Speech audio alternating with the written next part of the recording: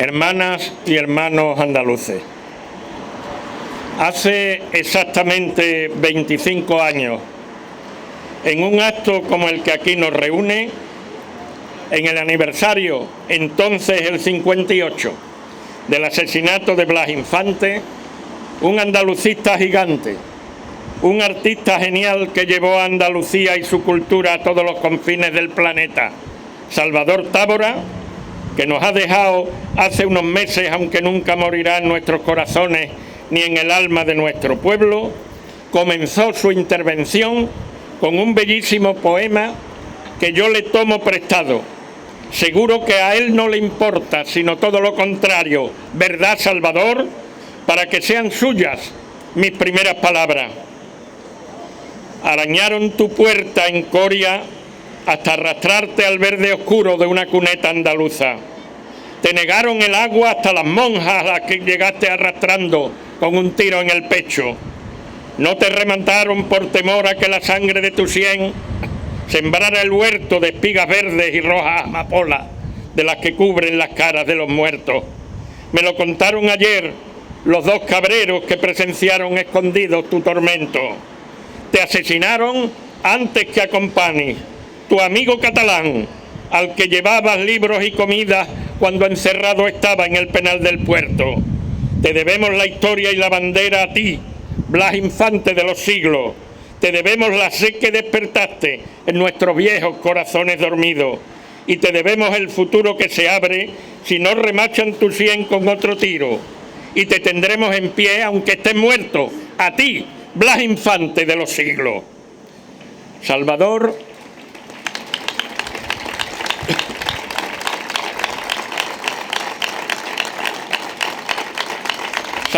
tituló su intervención Blas Infante, compromiso y símbolo para la unidad, porque aseguraba que el punto de referencia del abrazo solidario que debemos darnos los andaluces, y yo añadiría que sobre todo quienes nos sentimos andalucistas y pretendemos pensar y vivir como tales, no puede ser otro que Blas Infante, un infante al que el propio Salvador llamaba a rescatar del manejo inmovilista que hacen de su obra, de su vida y de su muerte, aquellos que quieren enterrarlo entre banderas de seda, aunque sean verdes y blancas.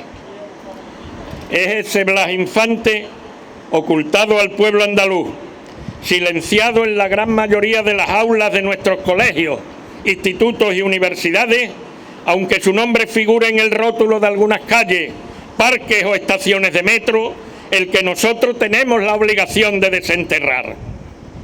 No basta, aunque ello sea sin duda necesario, con rescatar sus restos de la fosa común de Picorreja o de allí donde estén. Hay que rescatar sobre todo y por encima de todo su pensamiento político, su ser de andalucista revolucionario. Resulta enormemente significativo que en la sentencia que un denominado Tribunal de Responsabilidades Políticas dictó contra él, casi 4 años después de que le fuera aplicado el bando de guerra, se justificara su muerte por una doble condición, por su condición de revolucionario y por su condición de propagandista del andalucismo político.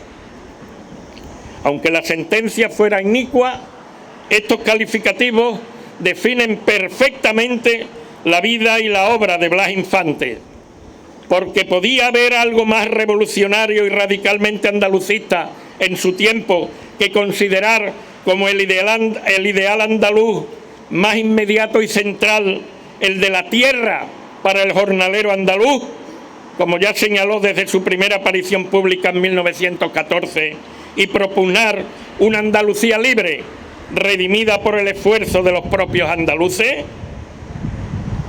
Infante insistía en que había que liberar a Andalucía de los que él llamaba los 8 grandes dolores, las 8 grandes lacras que consumían sus energías y le impedían la libertad. ¿Cuáles eran esas?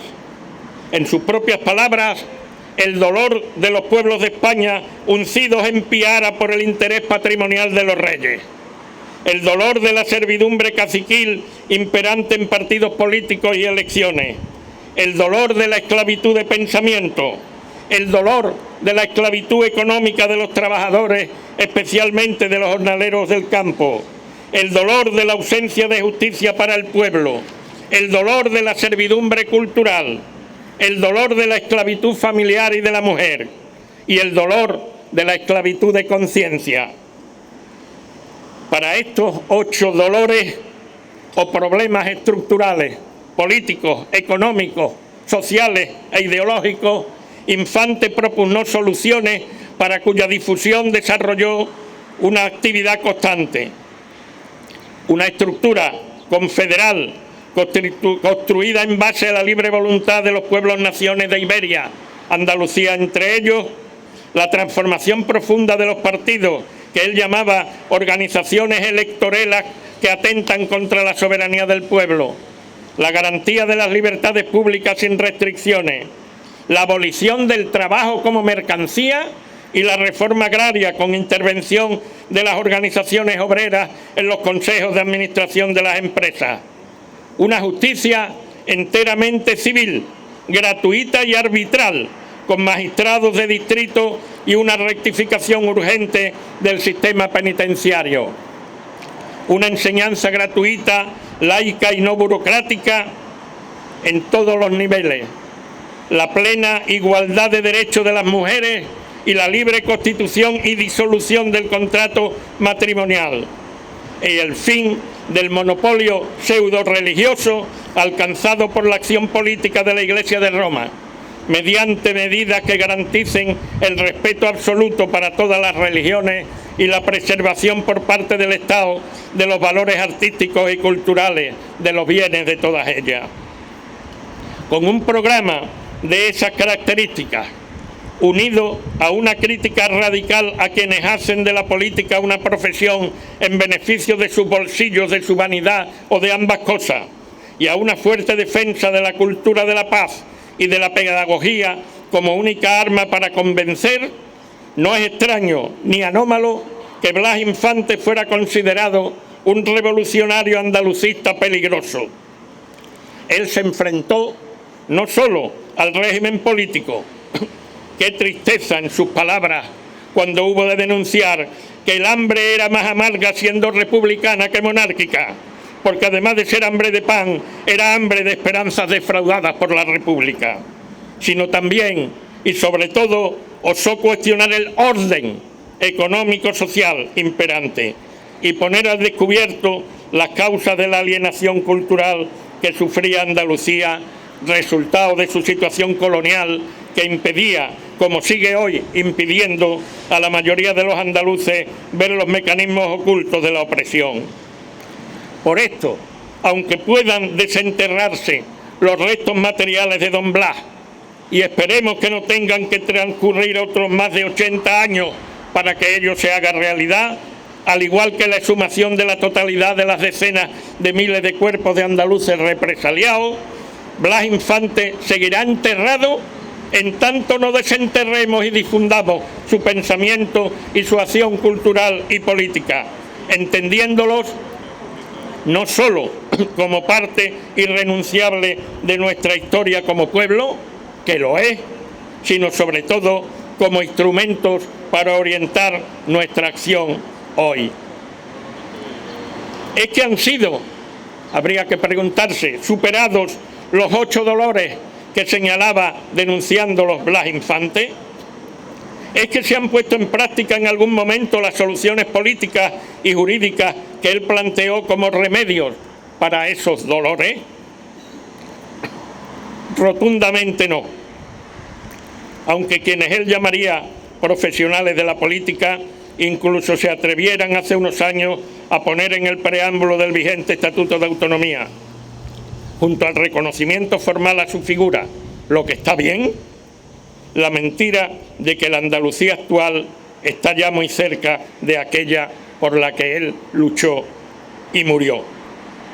¡Qué barbaridad cuando Andalucía continúa sumida hoy en la dependencia económica, la subordinación política y la alienación cultural, y cuando todos los indicadores señalan que se acentúa la divergencia que no la convergencia respecto a otros países y comunidades del Estado y respecto a la media europea. Parafraseando a Infante, podríamos decir que la situación de Andalucía hoy es más amarga de lo que era bajo la dictadura, porque a los dolores que persisten y que no han sido resueltos se añade también el dolor de que ello ocurre en democracia y con autonomía, aunque con qué baja intensidad democrática y con qué insuficiente nivel de autonomía.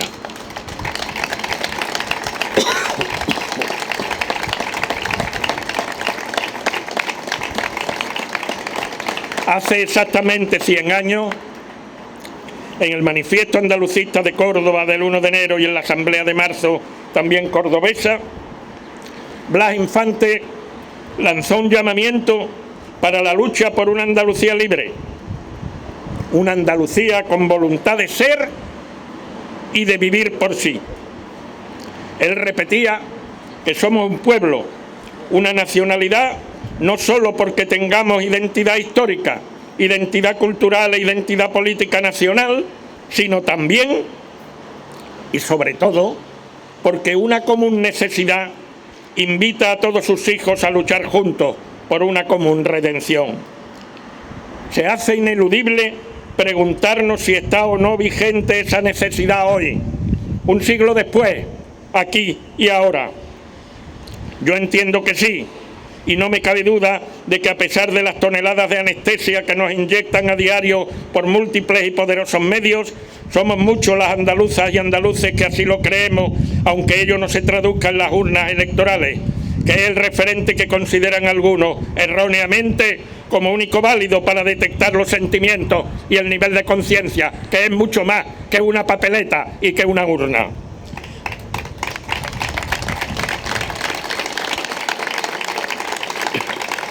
Si viviera Blas Infante, estoy seguro que volvería a emplazarnos para que nos volquemos en la tarea de despertar a nuestro pueblo, de desvelarle con firmeza y paciencia las trampas con las que pretenden seguirlo cloroformizando para restringirlo a una vida vegetativa de autoconformismo y de miedo a que todo pueda ir aún peor. Algunos quieren que creamos que el pensamiento político de Infante es algo que pertenece al pasado, solo susceptible de estudios académicos o de recuerdos nostálgicos. Se equivocan o tienen como objetivo que nos equivoquemos nosotros. Dicen, por ejemplo, que él definía socialmente Andalucía como un país y un pueblo de jornaleros, y que eso es ya cosa del pasado porque hoy no quedan muchos jornaleros agrícolas. Dicen que los planteamientos de Blas Infante quizá hubieran podido tener validez en un tiempo pasado, pero no en el nuestro, porque todo ha cambiado. Y es que no saben analizar más allá de las apariencias o es que pretenden engañarnos. Para seguir con el mismo ejemplo, es cierto que hoy el número de jornaleros agrícolas es pequeño respecto a 100 años atrás, pero paradójicamente la gran mayoría de los andaluces han sido hoy convertidos en jornaleros. Jornaleros de la construcción, jornaleros de la hostelería, jornaleros de la enseñanza y de la universidad. Todos ellos precarios.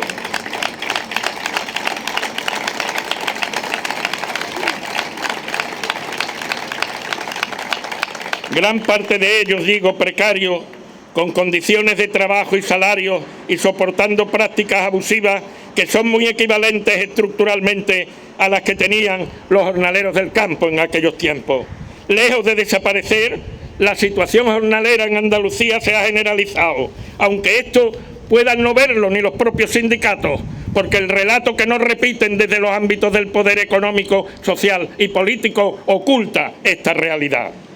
Algunos dicen que se ha cumplido la aspiración central de Blas Infante porque Andalucía tiene ya autonomía.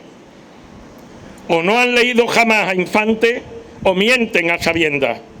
La autonomía, como en su tiempo el cambio de régimen de monarquía a república o hace 40 años del franquismo a la restauración monárquica, tienen un gran y verdadero valor real cuando las nuevas situaciones, los nuevos regímenes poseen capacidades y las utilizan para acometer las transformaciones necesarias con el objetivo de alcanzar los ideales, los objetivos políticos de cambios estructurales y de mejora de las mayorías sociales. Hoy, la concentración de la tierra y en general de los medios de producción económicos y financieros es aún mayor que hace un siglo.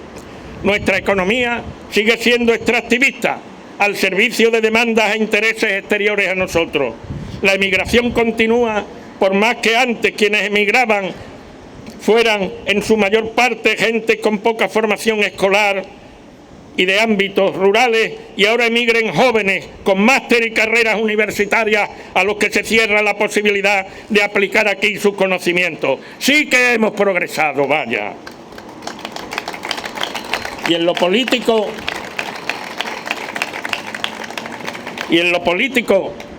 a pesar de que tenemos formalmente autonomía y de que hasta hace unos meses siempre los gobiernos fueron de un partido autocalificado como de izquierda, esta autonomía no ha servido siquiera para que el río Guadalquivir y sus aguas puedan ser gobernadas desde Andalucía.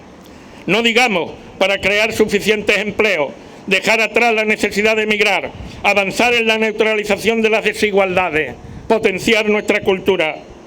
Más allá de ser granero de votos para partidos estatales, trampolín para el acceso o la pretensión de acceso a ámbitos de poder estatal y laboratorio de experimentos políticos y administrativos, el papel político de Andalucía ha sido durante estos casi 40 años y sigue siendo mínimo. Como lo demuestra, por ejemplo, que una vez más, hace pocas semanas, en el Pleno del Congreso de los Diputados para la investidura fallida de presidente del Gobierno, no se mencionara prácticamente el nombre de Andalucía, ni tuvieran protagonismo alguno nuestros problemas, como si no existiéramos. ¿Para qué nos sirve, pues, esta limitada, insuficiente y decepcionante autonomía? ¿Estaría satisfecha con ella Blas Infante? Quienes nos declaramos andalucistas, no deberíamos dejar pasar un día como el de hoy como si esto fuera un mero ritual anualmente repetido de escaso contenido y con más escasas aún consecuencias políticas. Los rituales, las rememoraciones son sin duda imprescindibles. Tenemos que homenajear, claro que sí, a Blas Infante, recordando por qué lo asesinaron, recordando que sus restos han tenido el mismo destino que decenas de miles de andaluces demócratas de diversas ideologías, las cunetas, las fosas comunes o ni se sabe dónde, como ocurre con los de Federico, y mostrando nuestra indignación porque todavía ni siquiera se ha anulado aquella sentencia que intentó legalizar el crimen y asfixiar económicamente a Angustia, su viuda, y a Luisa, María de los Ángeles, Blas y Alegría, sus hijos, huérfanos desde tan pequeños.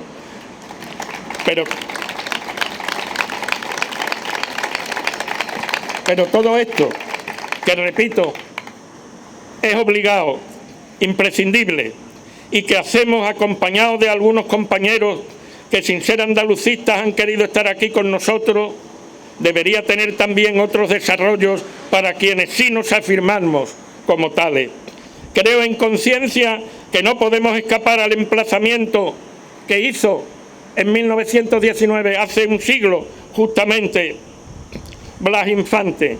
Creo, por encima de divergencias, de estrategias o tácticas, deberíamos todos los y las andalucistas convertirnos en un Blas Infante colectivo, que se amarree a nuestro pueblo y que le infunda la fuerza del pensamiento blasinfantiano para que logre levantarse, como pide nuestro himno, y exija tierra y libertad, los dos ideales centrales por los que luchó y murió el padre de la patria, o algunos decimos mejor, matria andaluza.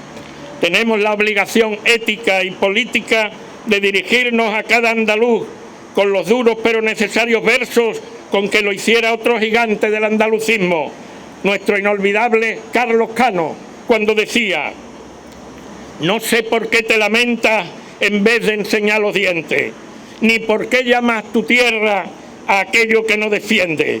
Si en vez de ser pajarito fuéramos tigres bengala, a ver quién sería el guapito de meternos en una jaula.